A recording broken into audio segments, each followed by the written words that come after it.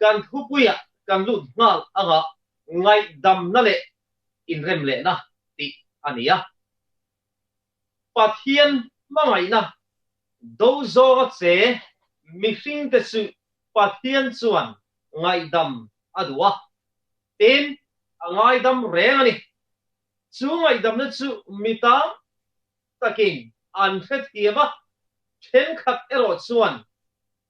an haider lui boka chu Ngaihdamna le Inrem Lehna chu leimi hring te in kara po hian pathianin ngei se theng ngei se aduani amaro chu ni china kan langai thak la bi in asoi he kong hi kong ol sam anilo kong ol sam anilo kan van ram kal kong ani wangin kong ol sam anilo Ngaihdamna le Inrem Lehna chu tunkar chung hian kan zir ho don ania ole Inrem Lehna kan ti chu nge ni entin na an soita ila benga poisa ida a ma se benga poisa ine zat an soile I fiat dan a in ang lovani ti chon boina lo oma har satna lo oma tuwe mo zok chuan ti dik lo in ne ya ti chun benga chun I vakala hunei tu te iwa bia a I fiat dan le an soi dan in an lo wangin hunei tu te chuan account book te chun han keva an han era an thil mu chua chu bel dik lo a omani ti kha an mu chuak ta ni chu tian ni chu siam that alo ngai ti dik lo chu ti dik angaya an siam thata a ti chuan a choi tuin a ti dik lo tuin emo a choi angai chu tia ti dik nuwa so Inrem na a the ni chu tiang chu ni sual poi chu tiang deuh tho chu ni thil kan ti suala pathian nen kan Inrem lova Inrem le tu chuan rem na siam tu lal Iso Krista kan mamo ani mi poi sei to thinem nge mi I poi an sei zo diklo tak le chalak takin thil iti thinem mi chunga nge min ichunga an lo ti to zo do tin mi soi che thinem nge min do tin an soi che thin che do ta pu ini thinem mi to emo wat nei reng chungin pathian chi bai I buk thinem eng zong zong hi kan in ngai tu ngai in family album ti le khabu Arthur le Nancy Demos te zia chuan Leonardo da Vinci chan chungchang an soya Vincian lema draw chu alem draw chu The Last Supper la mai kan ti kha zamrian no ber iso hova anti lai lem chu azia ka adroni ti chuan abula tran draw chawa ti chawa theng thui to le maya isum bel chuan draw aron theng chawa chu ti lai tak chuan mi pakhat ne anin hawani anin ha boy khep mai ti chuan kuna local zela ni dana lali so Krista mera zia lai chu chun zoman tumtan a chun zom thei tare renglo aril ru ti boy tu om tlat chu chu mani ami hau prep a mel ma pa ne na ai hau bang khani aril ru nuam thei lo akal chua ka mel ma pa chu avazonga to pa so na ba zong chuak ta chiana mani khan ka ti sual tak zet ani khatia ti tur sa khakanilo tin Ngaihdam abadila an pahni chuan an Inrem tan ti chuan alo hole a alem draw chuan chun zom le ta isum mel chuan chun zoma moi tak me du thu samin Iso Krista mel chu a draw a ziak chuak thei ta ni chu tiang tu ni e lal iso en tin nge soi mathai bunga chang som hi palia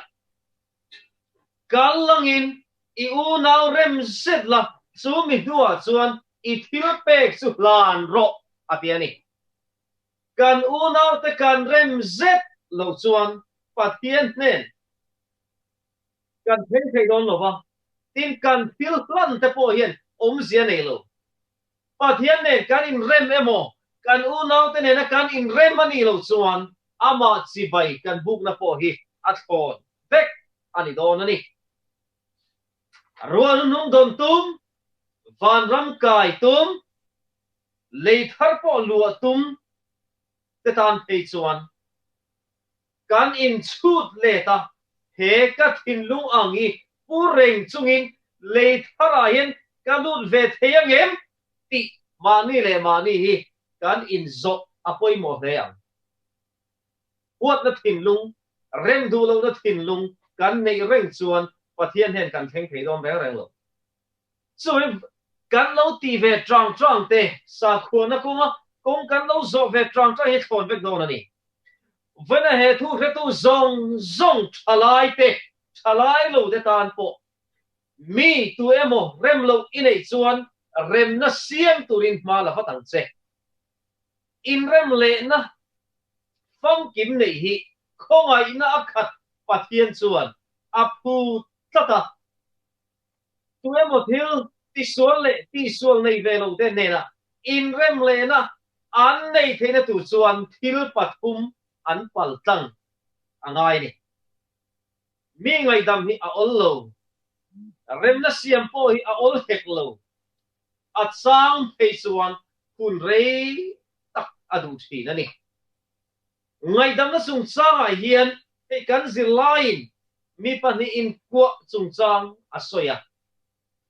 mi pani in kwa tu chuan step khat na pakhat na chuan pakhatin abana parswa pot angai ni bulatan angai ni chu chuan a sei tum chu mi pani in rem tu chuan tu emo zokin in ngai to takin ma ala masak angai ti na ni mala tu lovin in rem na atheng thelo ngaidam na po hi atheng thelo thalai te u a ollo boina le har sat na in nei to chuan in rem le hi ollo ani achang son dam chu in rem lo na po ani the mani po dik venia in fiat page 1 a ollo le zual e in rem na turin eng chen nge na ilo photo voi khat ma ilang na in zia anei lo khan I beidong maim rem na tura malang na bultan na ihlo cham ani mai the voi ni ibeya ihlo cham ani mai the rem na siam turin voi kumlai thok chuak to a ihlo cham ani mai the beidong su kan sung do na te kan le khazir na te kan hlo thing thin ani lo ni ei tu na po some results at chua ka Mizo rama to thing there te bai kan now ten omani distinction letter mu 5 back an hlo thing ani khal hlo tin na nei tu khan thei to an chua back thei to chua lovin trang lovin a hlo thin thelo chuai rem na siam tu po hian kan thei to kan chua ngai phei su kan van ram kal kong kan chatuan nun kan kong kan tharau kal kong ani bangin thei to kan chua rem na kan siam hi ngai dam na po hi chu tiang tho chu ni mi ngai dam a olova min ngai dam po hi a ollo thei to kan chua ta na ngai he kong hi kan chatuan nun na kong kan tharau nun kal kong ani bangin kan dai nge angai hi kan pal tlang lo ani chuan van rama chantu kan nei telova step ni na rabi ni na ti chuan pakhat in bana phara pakhat zokin bana phar chuak ve lava kwa turin hei hian soyatum chu min ngai damadila in ngai tom taka alupom na hini in ngai tom taka alupom angai chat ngai dam dil dulo hi sual ania min ngai dam an dil na lo nol rem na siam tuma an ron be na lo nol po hi sualan tat lali so Krista rilu ne nei ang telo lali so Krista thin lung ne na mar pu ne ai nang telo a Inrem thelo maro chu erem na ko ma hian ma kan da theya thei to kan chuat thei tiro hi chu kan fiat angai ngaidam na po chu tiang tho chu ni step thum na rabi thum na chuan chu ban phar chuak ve ve chu an in kuang ti ania an in kwa zo nu chuan an ni na anga an in poma that an chua du na ngai ta ni kan in ngaidam to na kan in kwa sumiani to nuwa kan sual kan ferenga ati sual kan ferenga mani thiamin chan kan na tum reng ani chuan sapo na bok kha lo chuak le thi na ni a chang chuan he step to per hi atel velo emo apoimo velo emo ti mai a olani ma se atel vea tin apoimo lai ber ani zoma kan ngai dam ton to ani chuan that kan chua du na ngai in kan chua dun tur po ni Jonathan khat bung khat chang kwa kan sual te thupa choi turin kan sual te ngai dam tu le kan fellow na zong teng fai turin amba chu arin omin a fel ani ati ama chu arin omin a fel ani ato berkachin sia taila pathianin kan sual te ngai damin kan fellow na zong te po ateng fai vek a chu tian so ani pathianin min pom le ni kan ti ve thei a omlo lau Isu Krista ngai dam na le rem na sia ma tum hi lo pom mai hi ke ni chuan kan ti tu ani chu tian so ngai dam na chu in kwa dona kut kan phar chuak ang hi ni ati apakhat zok chuan ngai dam na chu alo pomin alo nol thei bo ma se apom lo ani chuan Inrem Lehna atheng thei ngai don lo eng po chu ni sela nang chuan ingai dam theya chu inuna idan tir reng thei bo tin kan nuna alang nge turani ti kan fiat sian angai bo kani kum sang khat zaria som thum pat ni kha parish khopuya ko thalo fi pui alen pak kum kha ania Sister Mary chu damdoi in lampana akalai chuan kong laka papakhat hian alo ti dinga ahau fet maya arilu na khop mai engma soilo adam do in lam chu pana dam do in a son na ba thokani reilo te a chu pa chu tripui na ron man ve wangin adam lo ta na satakin adam lo ba dam do in a pana Sister Mary na tho na mun ker dam do in a khan alova pana ni ti chuan Doktor te chuan an han en a room pakhat ma kan nei to lo heta chuan ni riak thei lo bang I hole mai angai ti in o turin an lo tir meka Sister Mary chuan fiatan hu chuan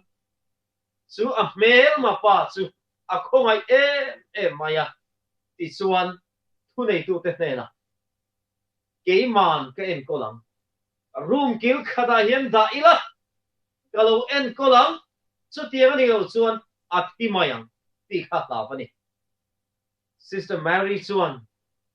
chu pa chu uluk tak mai thanem ngai takin mangai tak mai na en ko tan chu tia en kol na lama chuan Sister Mary chuan anak na chu kai thong ve ta tlat mai alo thi pha ta ni maro chu ama hang khrep du chu angai dama anin kara remna oma ma se ama zokin nat na don phata Inrem le tu chuan ngai dam na poimo ngai dam na tel lo chuan Inrem thei ani lo kan Inrem thei ngai lo bang ngai dam na tum ber chu pathian khongai na zara in pania Inrem le na khania tun ka chung hian ngai dam na om zril zoki zantin kan na soi so do na ni mi tu te emokal tangin tu emo in a pet sem a nek ringot sem a vua sem chen khatsu chung su kan tong ani tero tu emo in ka thil nei hlu tak tu emo in ithil nei lutak aruk sak sea tu emo in imai ifa te itu temo antina an lo vela ku tan lo tha ka tu emo in anui zat che anui so che ithil ti dan kanui zat vela tu emo in iming pumin iriam takina ko che tu emo in du lo zong takin fiam thu tho nan afang sea tu emo in Christian inivangin nui za siam nan afang se ni tu emo in dot akhil se imol po pa tu emo in dot in hek se mi zong zong huat ini mai te hetiang hi itong to thinen kan lo isuan tor lo anei lo alo to 5 hetiang hi lo tong ve to ni chuan eng tin nge i machon i reaction eng tin nge i chan le achang som ti le du da thinlung kan pu ni enga tinge ti le du da thinlung i put eng wangin nge i ngai dam theilo Sister Mary tuan sung zong sung chu alo pal tang to alo tong to ma se achunga ti tu ama na taka hau rep tu chu angai dama a en kol dama ama zokin ati ani anu na plan thak ti kan pu ama ho em tu nun achana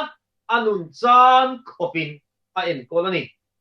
chu tian chuan nang po hian ke po hian ka ti ve the enga tinge kan ti thei si lo enga tinge kan mel ma te kan rem thei lo enga tinge kan ngai dam thei lo Philippi bung li chang som patuma mi ti chak tu a chuan engkim ka ti thei ati ti chak tu Krista kan nei angan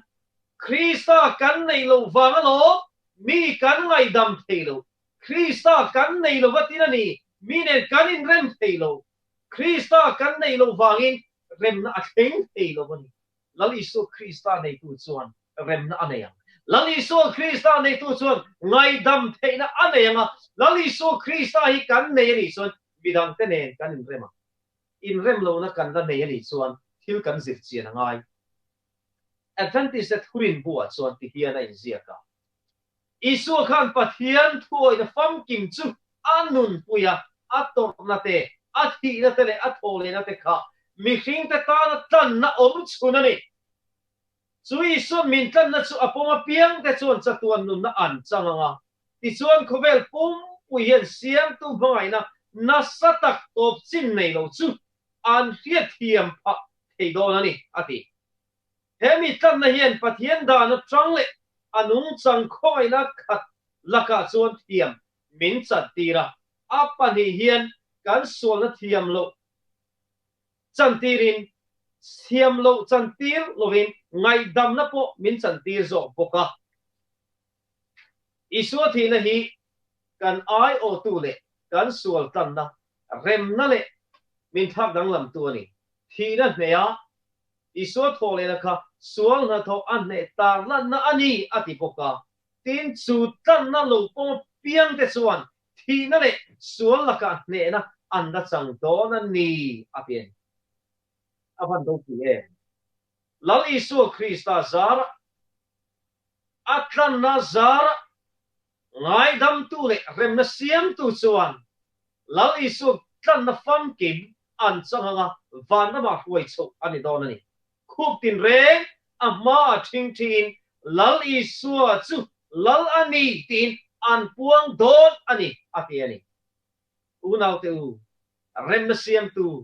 ngai dam tu kan ni chuan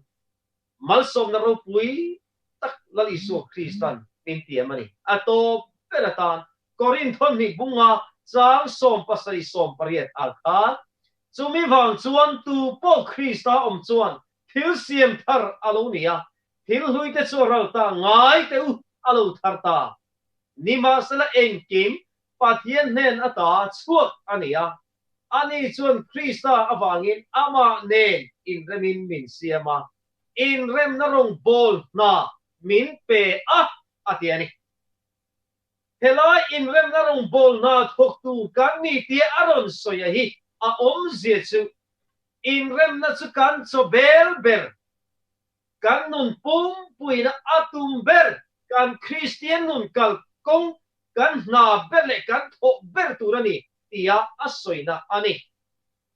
chuti lain ke hi Inrem lo na chok chuak tu kani em ilo ni ve em thian te in kara chung ko in kara chenum ko ve in kara tho ho na in kara ko ran in kara Inrem lo na chok chuak tu kani em ini em kani ngai tu ngai Inrem na rong bol na min pe ka hian lang iso Kristan na min pe ania rin om takin kat hokem nge rem na siam tu te kat nol zo nge mi ka fui pura ka chok boya ka ti boy vek zo kalau ni ani chuan ka in siam that angai kan ha tho cha em ani en he rem na siam hi he long bol an ha hi that tak a thok turin pathiani vana hian nang le ke thalai te ko ran pum pui te hin be se ni ka thalai pui te le kum lama upazok te mi te ngai dam le Inrem ne hi van ram kal kong ania te kong hi kan soi tongin kong ol sam anilo